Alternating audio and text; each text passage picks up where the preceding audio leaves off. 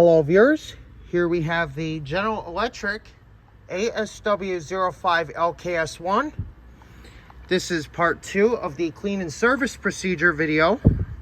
This is the test run before we clean and service the unit. I've had this for 16 years and it's been about 6 years since the unit has seen a clean and service.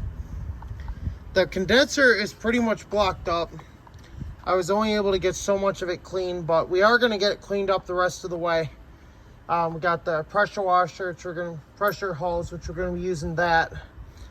And whoa, all right, we got a little unwanted visitor. The strange yellow jacket. He is very curious about what is going on over here.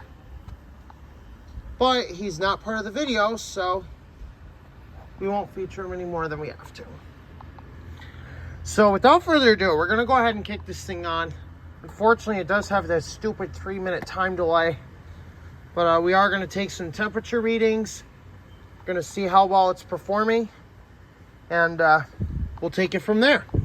So without further ado, here we go. We are going to fire it up in 3, 2, 1. Compressor just kicked on. This is a Samsung rotary, so we are going to take a listen to it as it builds up head pressure.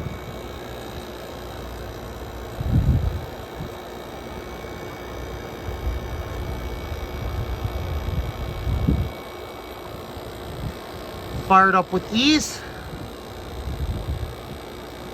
It's got that isolation thing, which keeps the capillaries from vibrating against one another.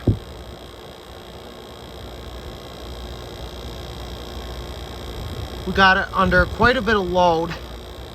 This thing is running under a heavy load today. So while the compressor is building head pressure, we're going to watch the evaporator here. Watch it start to ice up as it begins cooling, as the head pressure builds.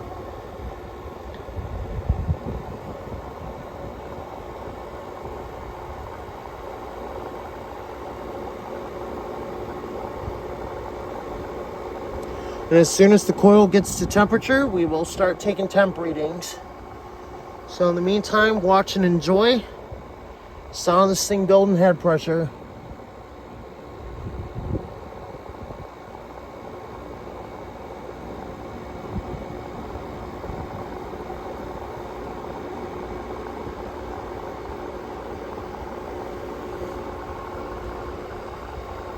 Discharge line is starting to get warm as the unit builds head pressure. Looks like the coil is starting to sweat already. That's a good sign for this thing. All the brazing work is nice and clean, as you can see here. Nice clean braze. Now, one thing we do want to take note of while this thing is running is we want to watch for the suction line to go back sweaty, because a lot of times people tell me, you know, if the whole coil doesn't get cold and the charge is low, you know, the suction line will not go back sweaty. But sometimes units are undercharged from the factory, so it is a common myth that the unit does not have a full charge when the suction line doesn't go back all the way cold. But what I have noticed with these things though, this thing the whole coil does eventually get cold, and so it does still have a full charge. As you can see, there's like minimal airflow through the condenser. So we are gonna have to clean the coil out, like I said before.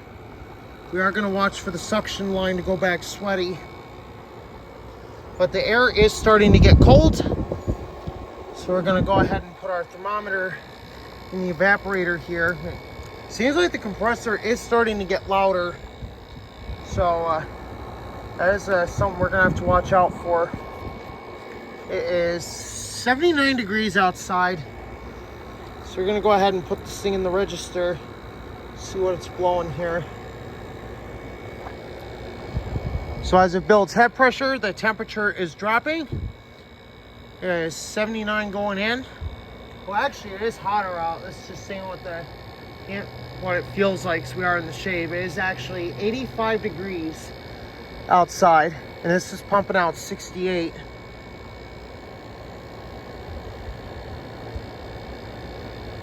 So we're going to continue to let the coil get cold. That's just the starting test pressure. So we are going to let that coil get cold, and then we'll see what it's doing from there. See, it is starting to ice up a little bit, but hopefully that will go away. So as you can see here, we are already starting to see some condensation building up on the evaporator.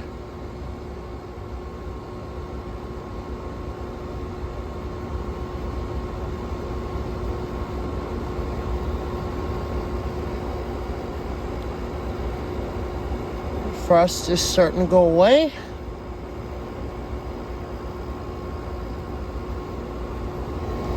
Gas is going through there nicely.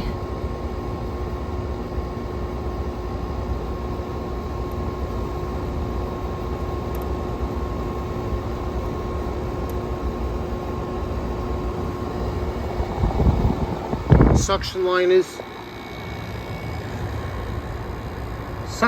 is cool. We are going to take a temperature reading of the condenser.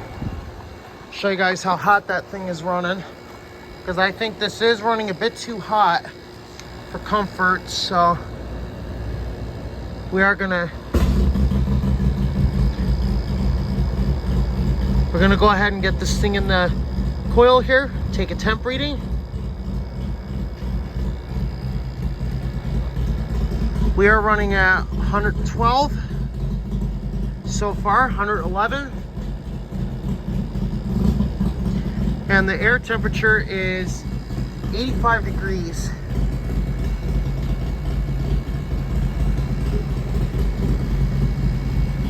(115). It's starting to get warmer.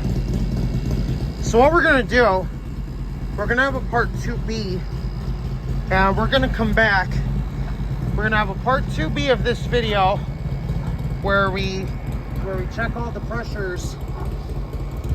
So basically what we're trying to say here is, for the part 2B of this video, we're gonna come back and we're gonna check the temperatures after the head pressure has built up.